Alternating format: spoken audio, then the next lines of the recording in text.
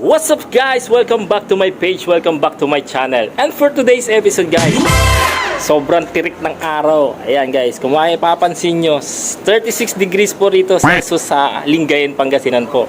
So ano bang magandang gawin kung ganito kainit ang araw? At yan ang gagawin natin ngayon. Kaya abangan nyo ang video, panoorin nyo hanggang sa dulo. At bago natin simulan tong video, huwag nyo naman kalimutan mag-like, comment, subscribe, follow my channel Aquafish Zone po. So, yan po guys. Ano pang hinihintay natin? Let's go! At ito nga guys yung gagawin natin ngayong araw. Siguro naman nakikita nyo na. Meron tayong dalawang frying pan dito. So, yung kung napansin, napanood nyo na yung mga trending videos sa Facebook or sa YouTube or sa TikTok. Kaya yan, gagayahin natin, i-review natin kung totoo nga na kaya magluto dito ng itlog o kung ano man ang gusto nyo iluto gamit ang sikat ng araw, ang init ng araw. So yan, subukan natin. Dito ko nilagay para mainit talaga, mainit yung ginamit natin gravel dito. So try natin kung gagana to. So ito nga itong mga iluluto natin guys. Meron ako dito dalawang itlog, may mantika, at meron ako dito ang meaty burger. Yan, subukan natin kung kaya. At hotdog. So ayan, yan ang ating mga gagamitin. Subukan natin kung totoo yung mga sinasabi nilang kaya magluto dyan ng mga ganito, hotdog at itlog. So natin kung mainit na. Ayan, medyo mainit na to. So kailangan natin ng mantika. Subukan natin kung kukulo itong mantika. Ayan, lagyan natin ng mantika. Walang ano po yan, putol ha. Ayan guys, try natin kung kukulo.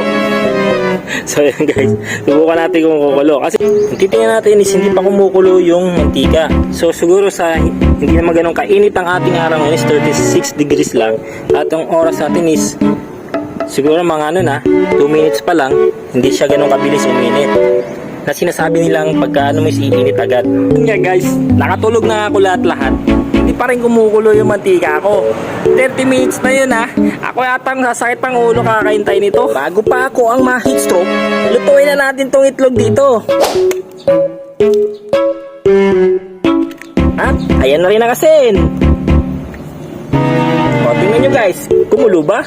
Ito hintayin na natin kung maluluto to. Orasan natin 37. So ilan na?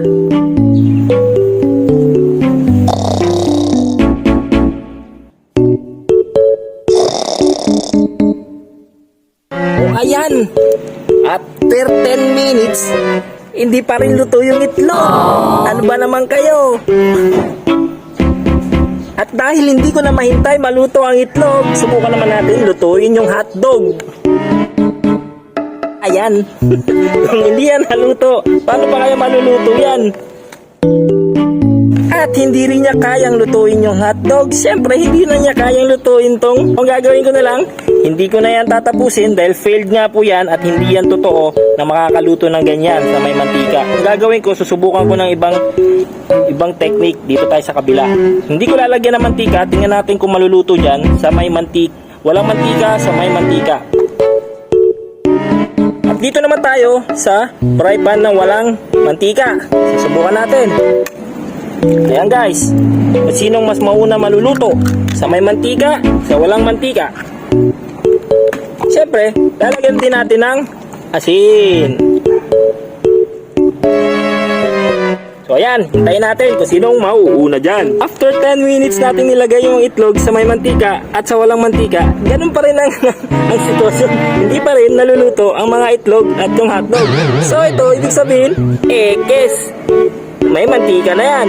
Eto, walang mantika, ekes pa rin. So, totoo nga ba o hindi? Iibahin ko na naman ang gagawin natin. Try naman natin na magluto dito. So try ko kung sino mas mabilis. Try natin tong ilaglag dito kung mas mabilis magluto. Ayan nga guys.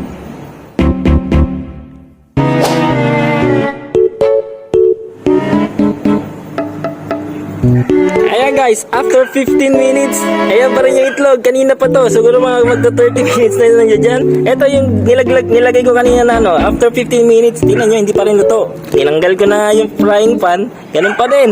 So kayo na kung humusga kung totoo o hindi. Hindi totoo yan.